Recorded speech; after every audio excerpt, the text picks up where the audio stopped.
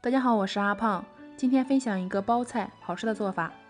首先准备一个包菜，对半切开，把老梗去掉，然后再切成细丝。切好之后放入大碗中，加入盐水泡一泡。再准备一个呆萌可爱的土豆，削皮，然后用擦丝器直接擦入清水里面。接下来准备一根胡萝卜，也擦成丝。最后准备一把大蒜，剁成末，放入碗中。向里面加入1勺辣椒面，1勺白芝麻。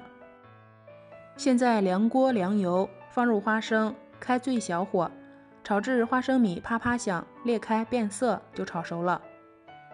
最后10几秒转大火，把油温提高，趁热浇在蒜末里，搅一搅放凉，花生米就酥脆了。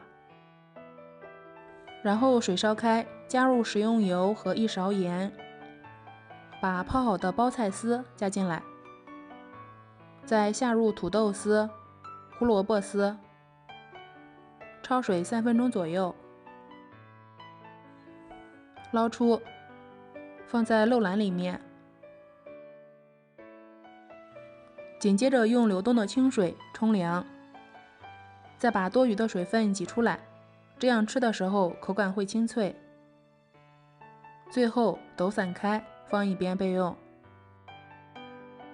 现在香料汁里加入1勺蚝油、1勺小磨香油，再根据个人喜好加入2到3勺的米醋，最后加入2勺生抽、1勺盐，搅拌均匀，倒在包菜丝里，搅拌均匀就可以了。最后再加点蒜苗、香菜提香，就可以直接装盘了。